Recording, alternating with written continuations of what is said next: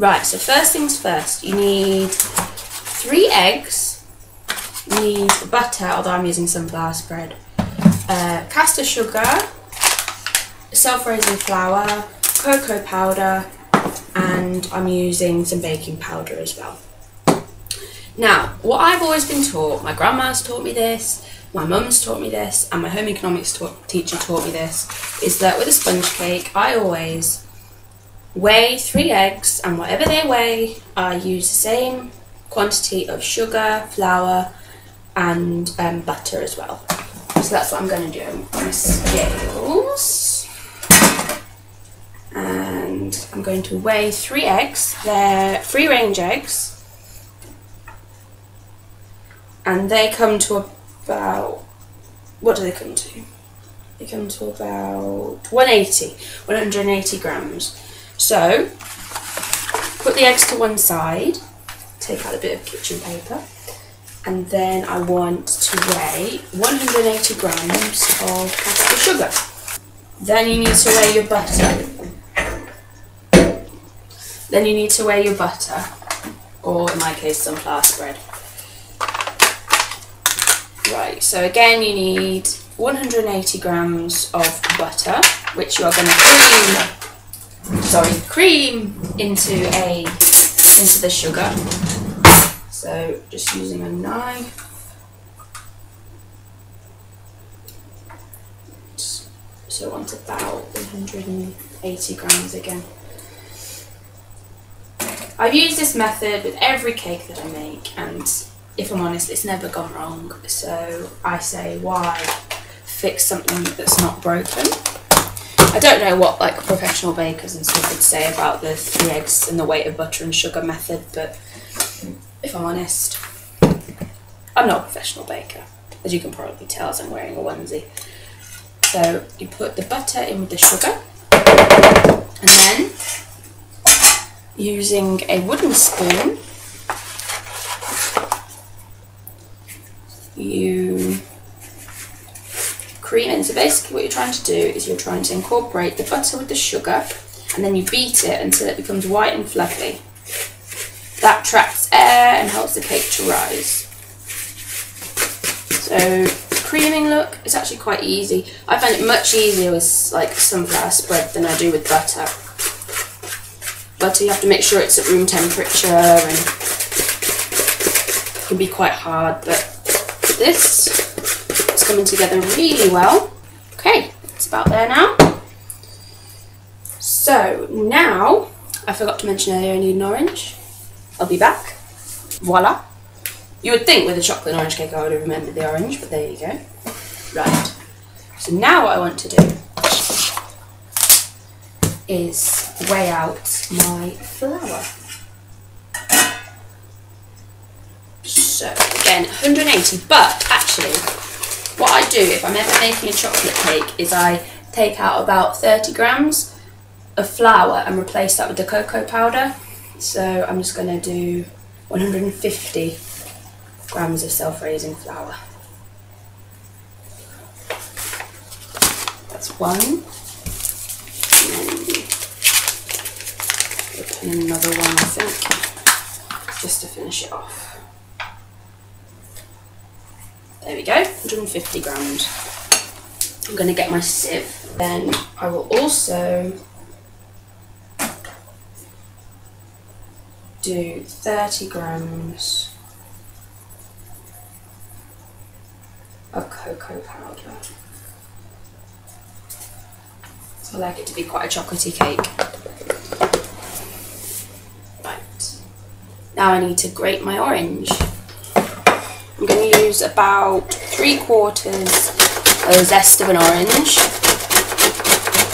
Oh, it smells really nice. And there we go. Ta-da!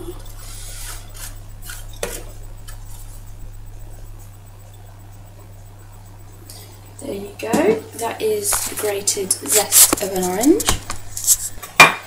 What I tend to do is sift 1/3 of the flour, or thereabouts, with the cocoa powder into the wet batter, and then I break an egg.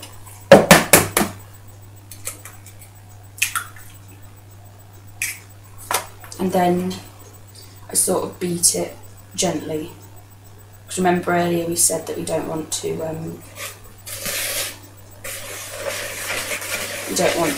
beat out all the air that you're incorporating during the creaming process.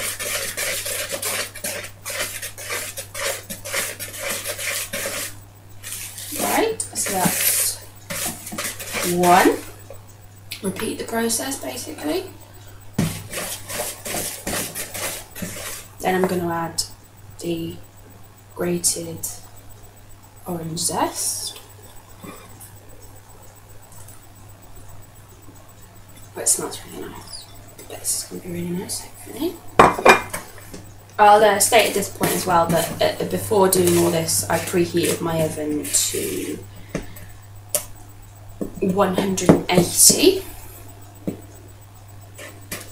And I will give you a conversion for gas mark. There we go. And then the final little bit is to add half a teaspoon of baking powder. Grate and juice half or thereabouts of the orange. I don't know if you can hear that, but it's started to fizz already. There we go. And then one final mix. Now is time for my tins. All I'm going to do is I'm just going to grease them.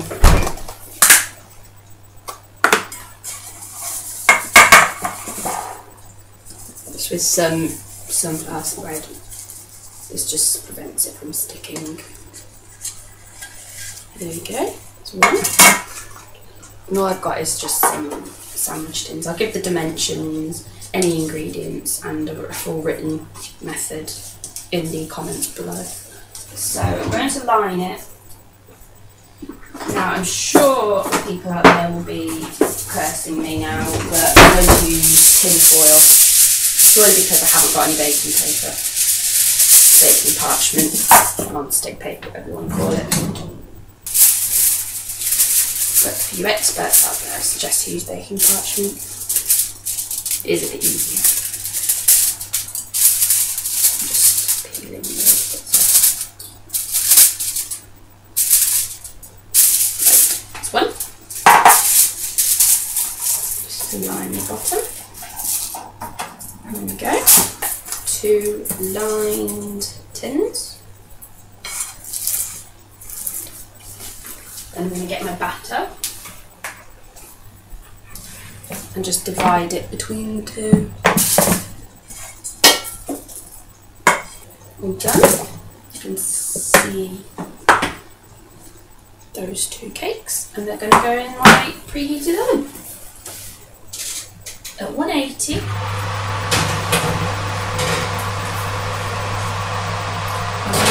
Medium shelf. And what I tend to do is I'm really bad in that I don't really go by times. I give myself a rough time, so I'll check them after about 20 minutes. But I tend to go by when they're cooked.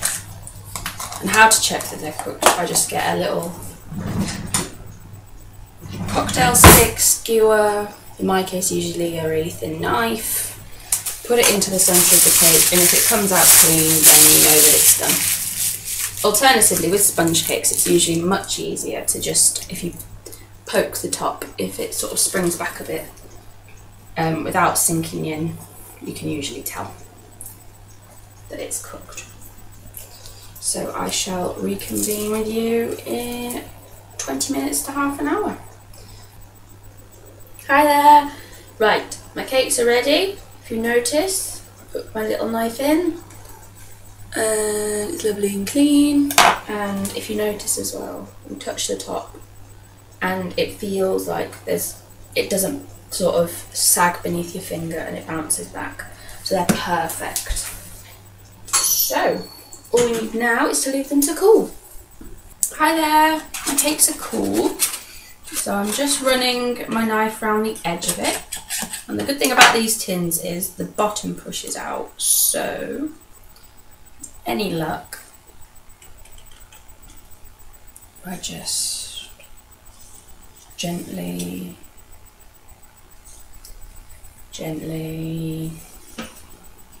push out. There we go. That looks so easy. And just peel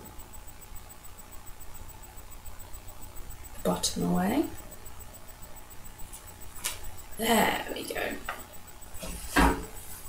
Then all I need to do is just peel away the foil that I used to line the bottom of the tin. There, one. Beautiful.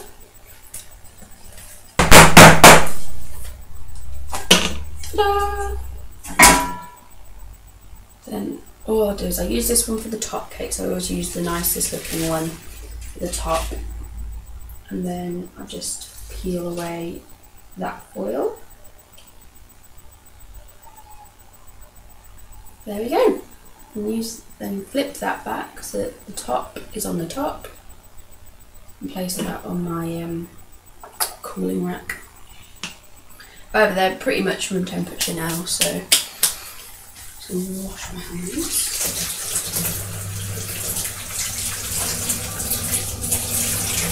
There we go. Now it's time for decorating. So to make the buttercream, I use about 20 grams of butter. I sift icing sugar. You need quite a bit of icing sugar, and then some cocoa powder as well, just a little bit to taste. And then you sift this into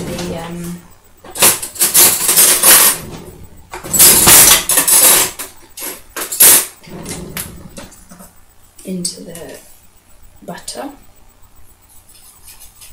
If you're using butter, it's important that it's room temperature, otherwise it's going to be really difficult to actually make the buttercream with it. It's about 200 grams of icing sugar and probably about 20 grams of cocoa powder. I sieve it because otherwise I find you get off little lumps of icing sugar, which aren't very nice. Right, and then, a bit like we did earlier, sort of cream them together to combine the butter and the icing sugar and cocoa powder. I'm just using a metal spoon and just in a normal bowl, really.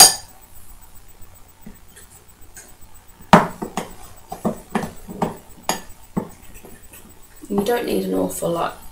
A little goes a long way, because what I find is sometimes if you use too much buttercream, it can make the cake quite sickly. So just enough just to bind the two cakes together. I'm just going to use my little finger, just taste that.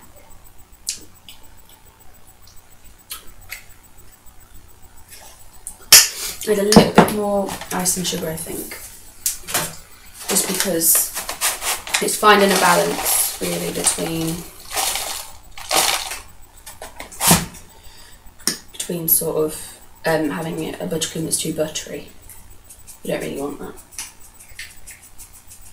So I'm just going to bind it. Icing sugar gets everywhere, that's the problem. Many a time I've covered my entire kitchen in icing sugar. Try that again. That's much better. It's sweeter and you can't taste the butter as much, so that's good. Okay, that's done now. And then into the centre of the bottom cake, you just dollop the buttercream. There we go. And then just using a knife, quite a thin knife, just spread it. See if you can see. You can tell I'm new at this. There you go. See, look, I'm just spreading it. Right. Sort of just slightly away from the edge, because obviously when you put the top layer of cake on, it'll sort of squish down, and then carefully place the top layer. There we go, and push down. There. I'm just making a little orange icing. So I've got the other quarter of the zest of the orange that we grated earlier for the cake, and I'm just adding icing sugar to that. And then rather than adding water, which I normally do, I'm going to add a little bit of orange juice to add to the orangeness. And because I still actually have the half an orange earlier, I think I might add a little bit more. Just being careful not to get any of the pips or bits of pith in it.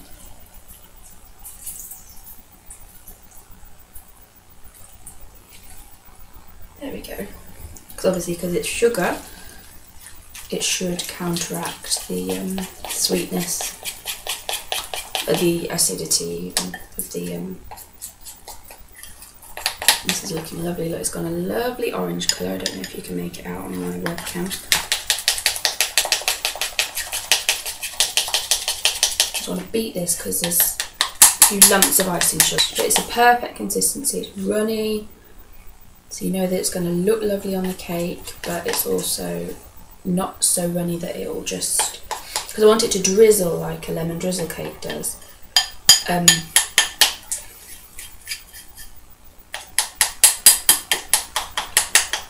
So beautiful. It smells really nice as well. So all I'm going to do is get my tin. I'll invert my tin so that way I can gently lift my lovely cake up onto it. Then when I'm decorated, I don't have to move it then, which could. And then just spoon the orangey icing onto it.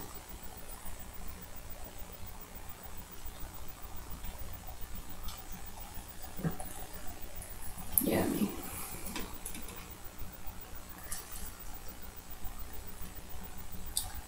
Then gently go in circles around it to sort of encourage it towards the edges, but not actually to the edge, because then it can just flow on its own accord, and that's what makes the drizzly effect.